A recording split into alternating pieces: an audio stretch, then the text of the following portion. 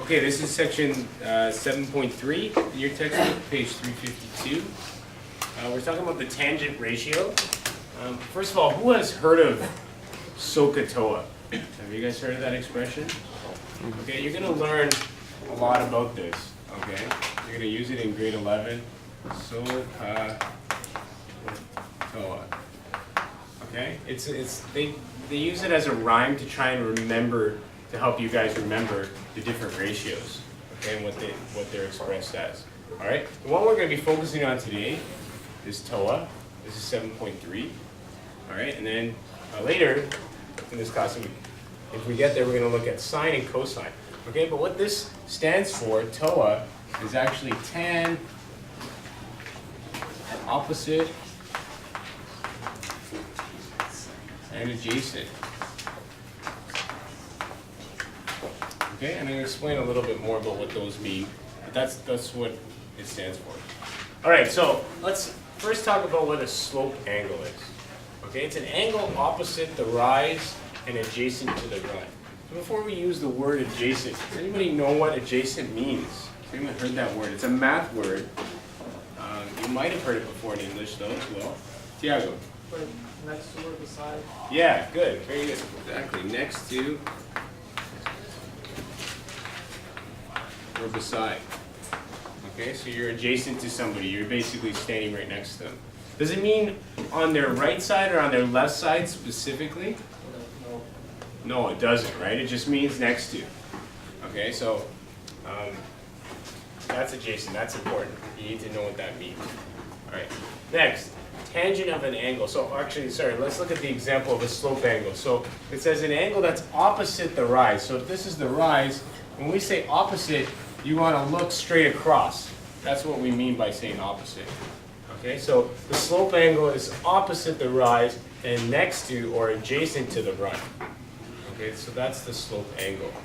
So when they're asking how much of a slope angle you should make a ramp, you should know without the drawing that they're talking about the angle that's opposite the rise. So not this angle.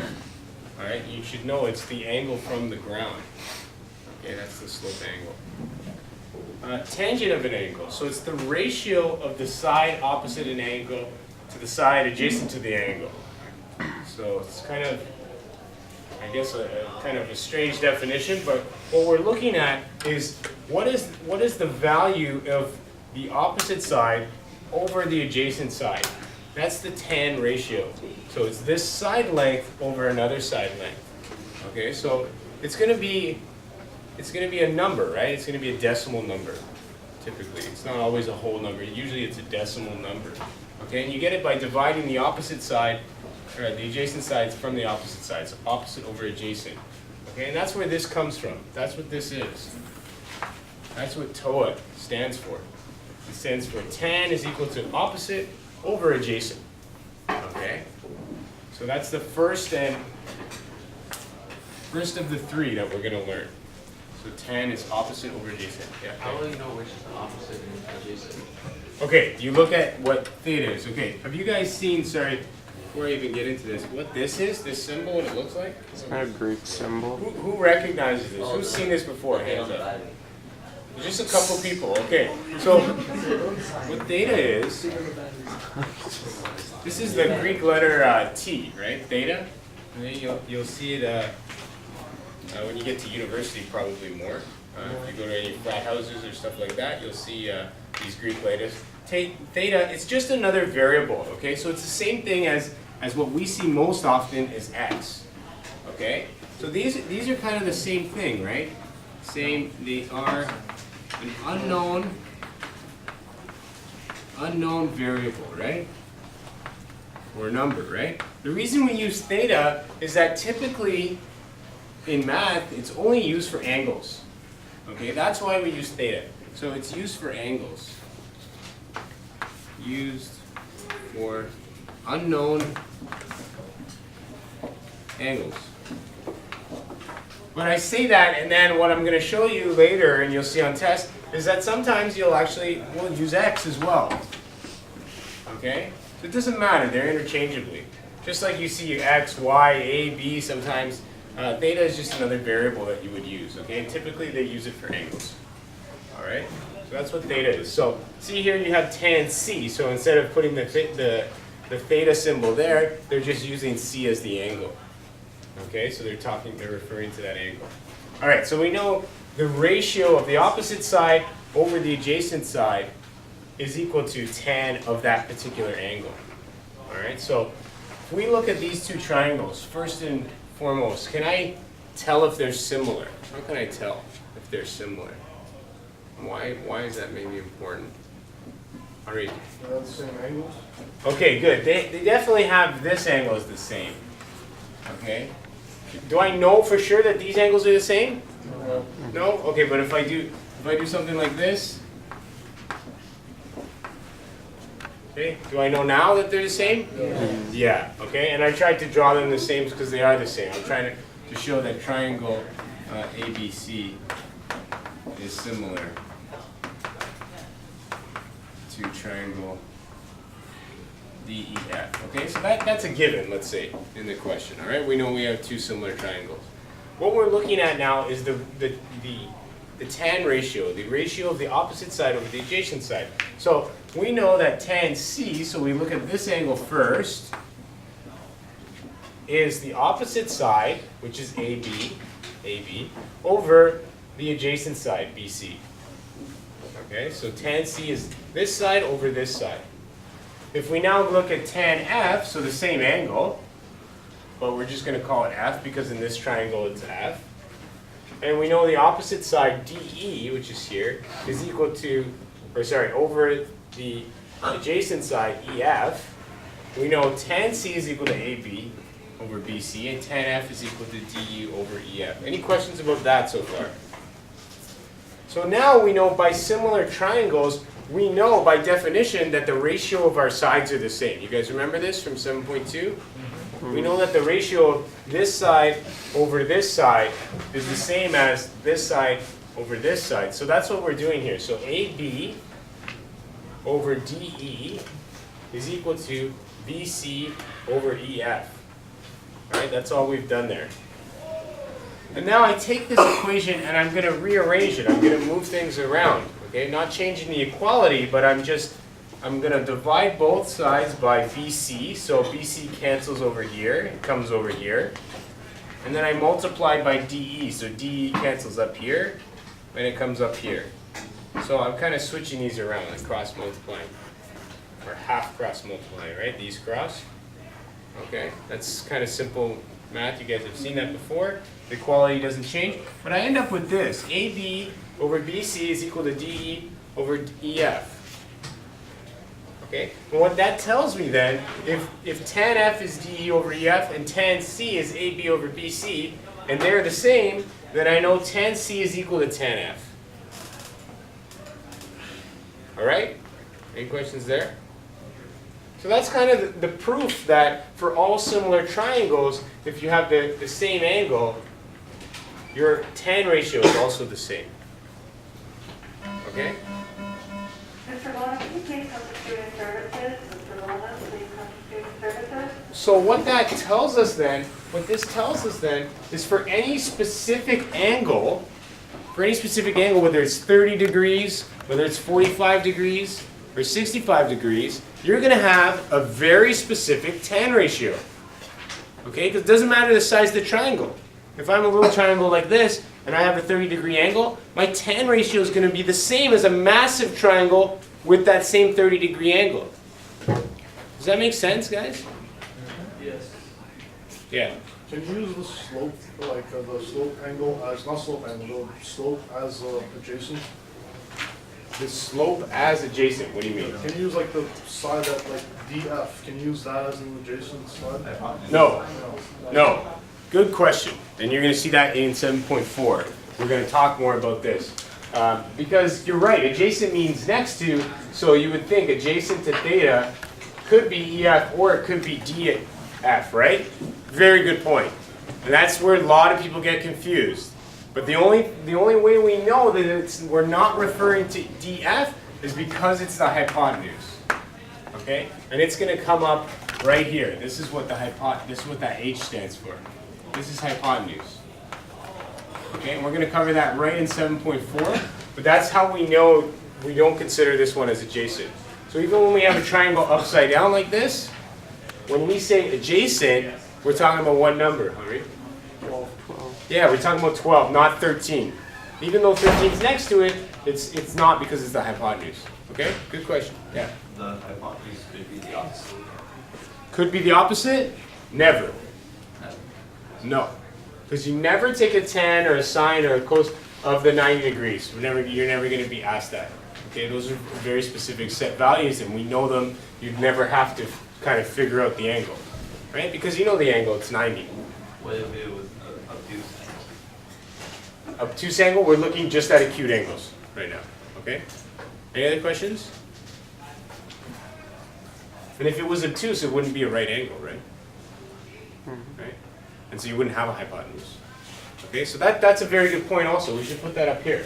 All of this stuff you're learning, everything is only for right angle triangles. Please write this in your book.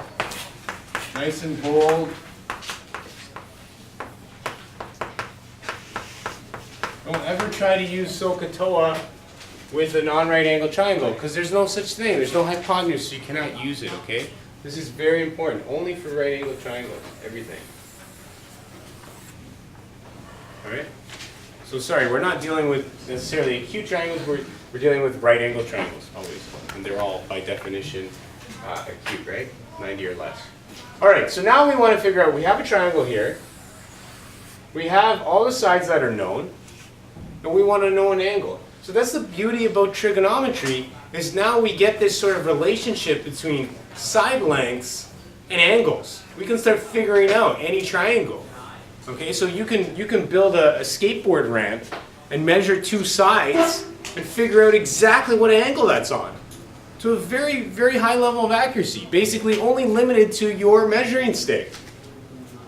Okay, if you have a vernier or a very, very small ramp and you can measure extremely accurately that ramp, you can measure that angle without a protractor now by measuring two angles. This is something that we were doing in robotics, right, last year, Matthew, and the grade 10s were telling you this. So now we have the ability to go from side length to an angle. Okay, and I'm going to show you guys that in a minute when we solve for theta. So right now, we're just looking at what the ratio value is. So we're not on an angle yet, but in two more examples, we're going to solve for that angle. But just looking at the angle, if you have an angle theta, the tan of that theta is going to be opposite over adjacent, so 5 over 12. Okay? So pay attention here, guys, because this is where, everything starts. Right here. You gotta understand what's happening here. I'm putting the opposite side over the adjacent side. So I look at the angle first and foremost. You have to identify the angle you're talking about, because if we're talking about this angle, call that x, then everything is different. Right? Because my opposite side is now the 12, not the 5. So in trigonometry, when you go to solve these problems, the most important thing is you make sure you identify the angle you want to deal with. Because everything is based off that specific angle. Okay, so we know in this particular case, it's theta. We don't even have anything else labeled. We've been asked for theta, so we're focusing on theta. Once we have the angle we know, we're going to identify what's the opposite side and what's the adjacent side. In this case, it's 5 over 12. We divide 5 over 12. We get this decimal value that the ratio is equal to. Okay? And you're asked to round that to 4 significant digits. So what that means is you look at the 5th digit. If it's a 5 and above, you change the 4th digit, moving 1 digit up. If it's below 5, you leave it alone, right? Yeah. You get from the decimal to an angle. Decimal to what? To an angle. Yeah, you're going to find that out. 2 examples. I just said that. We're going to find it out right over here. Okay? Very shortly. Okay? Just be patient. So we're just figuring out the tan ratio. So what this is telling us then, for this value of theta, whatever it is, we'll find out. Actually, I'll explain that in 1 minute. Let's go to the next example. So now we're looking at this angle theta. Easy stuff here, right? Gennaro, tan theta here is equal to what? You're going to go look opposite first, and then adjacent. Always not considering the hypotenuse. Okay? So in this case, it's 6.8 over 4.5. Do the division, you get the value of tan theta. Okay? Next one, same thing, you're looking at theta, opposite over adjacent. So 4.5 over, so 4.5.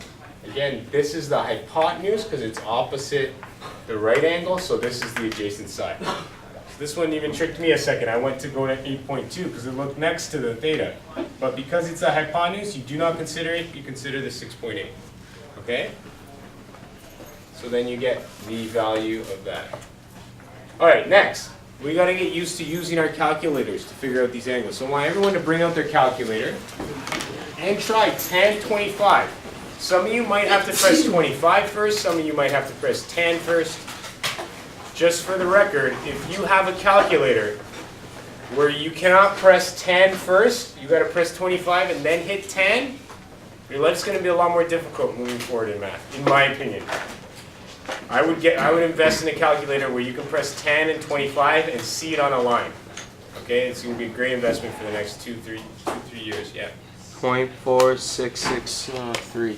0.4663. What's the next number? 0. Okay, so yeah, if this is a 0. This doesn't change. You leave it, right? Everyone knows significant digits. Okay, everyone make sure they can do that. Also make sure your calculator is in degrees. It should say DEG at the top, in small letters. If it doesn't, you want to hit the reset button. If it says rad, R-A-D, that's not rad, okay? That's bad. What's rad? Yeah, you want to hit the reset button. All right? No, I know, but what is it? Rad, it's radians. It stands for radians, and it's a different measurement for angles. Measurement system for angles. Different units. All right. Tan 60. Luigi? Like that there. Really? Lucas? 1.7320. Oh, shoot. If you're not familiar with rounding or you've always had trouble with it, you got to come see me, okay? I'll help you out with that. Okay, so we know how to get the value when we have tan in front now. You just use your calculator. I'm going to show you later, maybe if you guys are up to it, how to do this manually. Okay? They built in the last class, they built what's called a unit circle. And they were actually able to do tan 25 manually with just a piece of paper. This is something where you're stuck on a desert island and you want to start to use trigonometry. You want to know how to build certain, your hut. You can actually draw out a unit circle and figure out this stuff. So it's not like a black box mystery. You just put it in the calculator. So I want to show you guys that. Hold on, Matthew. So 45 would be equal to 1. Yes. But 90 would be, what's that? 2. Try it. Try 1090. In there. Yeah, so it's undefined. So what that means is on a graph, if you're looking at the quadratic function, on a graph, the tan quadratic function goes something like this, where there's 90 degrees, it actually does not hit. So it's undefined there. Okay, you're going to see more of that in the next chapter. Okay, it gets pretty interesting though, and then you get to the whole debate between tau and pi. I talked to you guys about this in the first week, and that ties into trigonometry. Okay, because radians has to do with pi, right, as well. All right, so looking at the next example, here we have tan b. So we know this is the angle we're looking at. So we know it's opposite, which is 1, over adjacent, which is 2. So we know tan b is 1/2, which is great. But they asked us to solve for the angle.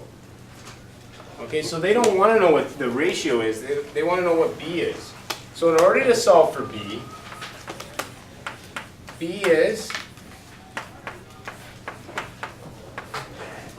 okay, tan to the power of -1. So basically we're kind of dividing both sides by tan in a sense, right? That's how you do it. You actually multiply the other side by tan inverse. Okay, that's what the function is called, the button is called. And this button is usually the second function on your calculator then you press the tan button. It'll look like this, tan to the negative 1. So press that button, and then you can press brackets 0.5, or just that button 0.5, or you can press that button, brackets 1 divided by 2, close brackets. You should all get this same amount. I want everybody to do this because this is really important because there's idiosyncrasies between your calculators, and you really got to figure this out. Ace? What is it? Oh, my God.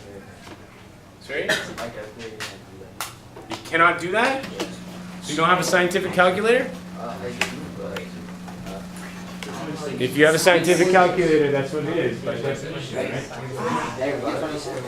We left 26. We all got 26. We got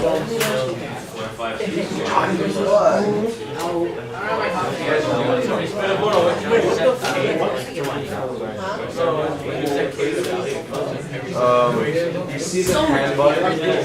Second function, and then the can. All right, so what is the answer? Ari, 26.56. What decimal you want? typically, if you go with degrees, you go to the closest degree, so no decimal. So what would it be? 27. Good. 27 degrees. Okay, so the ratio you want to go to 4 decimals, but when you go to the angle, you'll either go to just the nearest degree, or you'll go 1/10 of a degree. So this might be 26.6. Okay, or whatever it was, 0.5. All right, so this is 27 degrees. Does that look like 27 degrees? It's a little bit high probably, right? 27 is maybe a little lower. Okay? More or I'd less. say 45 is like there, so yeah, it's closer to maybe 40.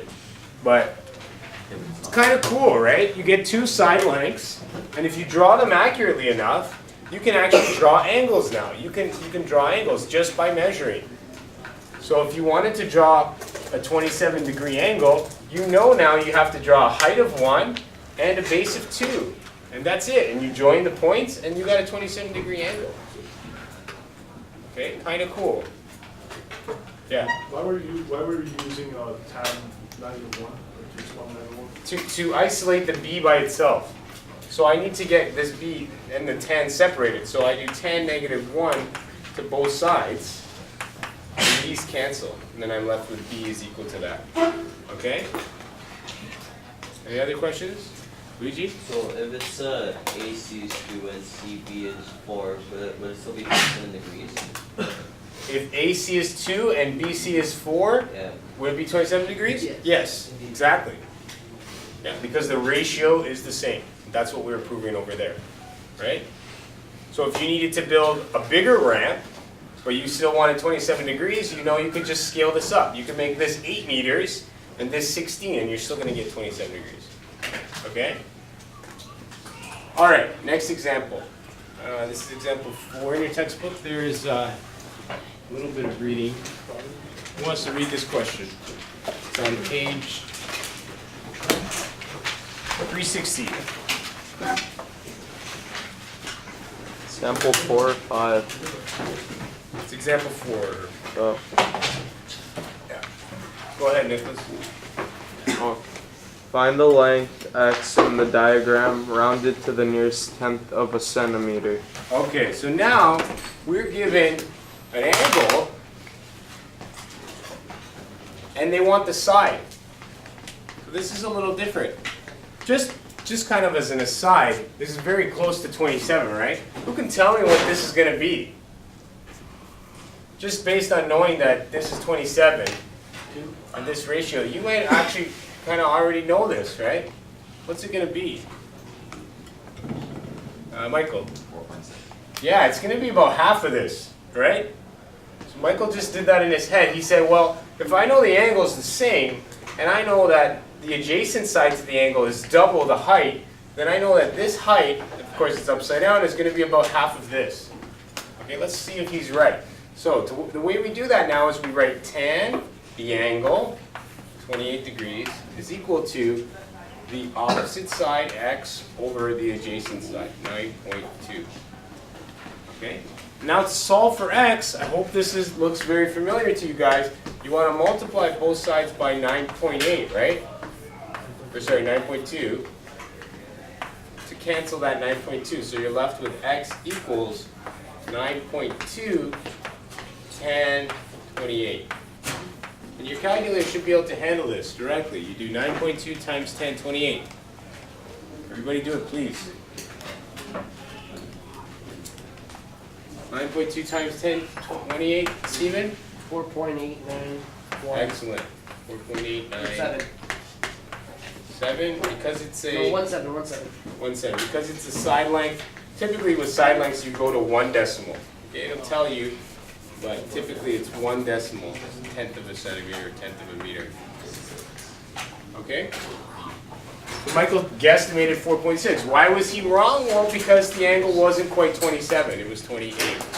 Okay? So it actually, if you think about it, this angle is a little higher, making this side a little higher, right? A little bit more than half of that. Okay? Any questions there? All right, number 5.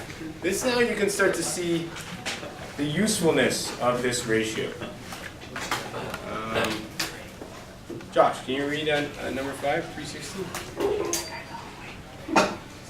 A radio transmitter is to be supported with a guy wire, as shown. The wire is to form a 65-degree angle with the ground and reach 30 meters up the transmitter.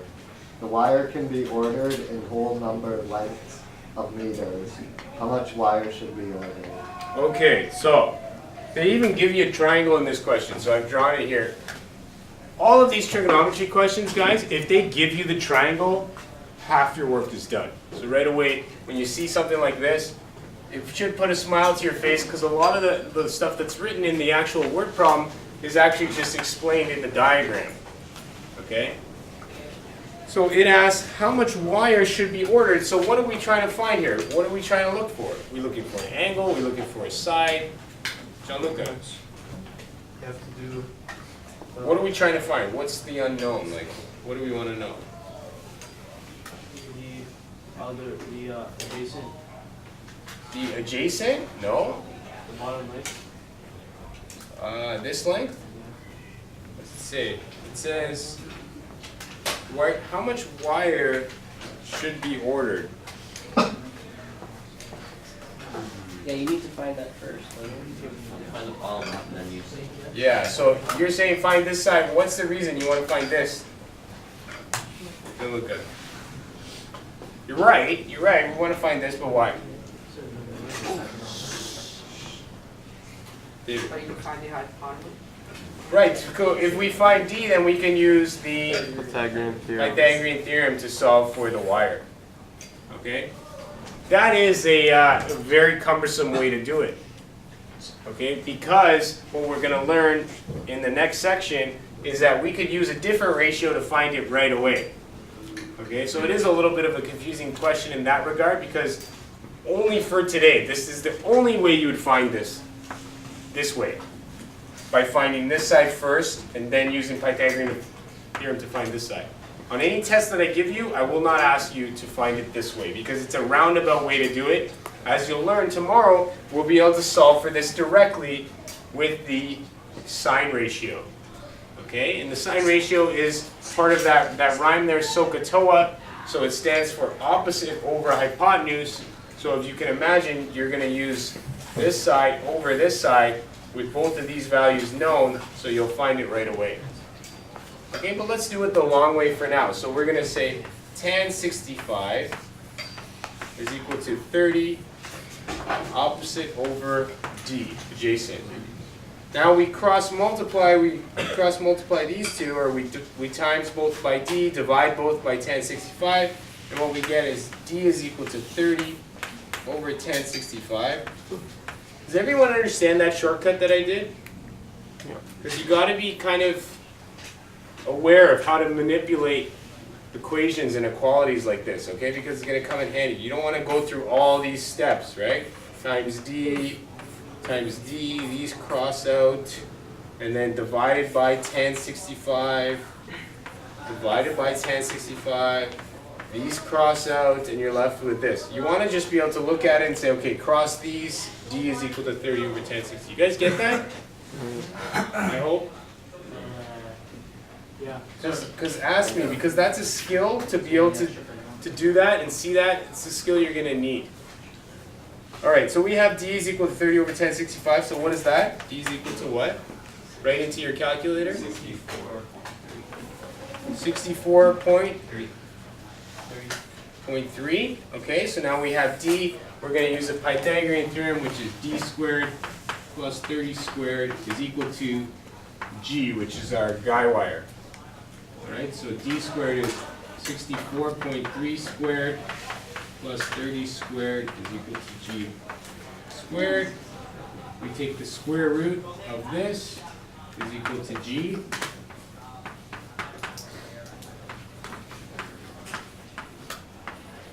G is equal to what? Tom. 70.9541. 70.95. Okay. And be very careful because it says in the word problem. Is that right, guys? Doesn't look right. About 13. Yeah, for Yeah. 30, 10, 60. Not 70, guys. I got 13. 13.9. 13 is not right, I don't think. It's like four. There's no way it could be longer. It's 33. It has to be greater than 30. 30 divided by Should be 33.1, right? 10, 60. Alright, 13.989. No, so you did something wrong. Did you try it again? No, it's 30. D is 13. Yeah. Or whatever. You can't be 60. Yeah, Okay, who gave me this? Who gave me that? D is That's 13.8. Who is 13.8? 9. Look at a squirrel. Okay, so that's our final. 34. 34. You have to round it. You do have to round it, okay? Be very careful because it says that the wire is only sold in 1 meter length. So if we buy 33 meters, we're going to be short, right? We're going to be short about, what, 10 centimeters? Yeah. So it shouldn't be 13.9. 13.98. Yeah. No, for D, shouldn't be 13.9. Yeah, that's what I'm changing. Oh. Okay. All right, so just to summarize, tan theta is the opposite side over the adjacent side. You can use a scientific calculator to express the tangent of an angle as a decimal. So you would just take tan theta of a number. As an example, tan 60. Just use that on your calculator, 1.7321. Okay, you're getting that from your calculator until we learn how to make a unit circle. Find one of the acute angles when both legs are known in a right triangle, so we can determine what an angle is if we have both sides that are known. We saw that over here. Two sides that are known and an angle, we can figure out what that angle is by those two sides. Okay, that's the end of 7.3.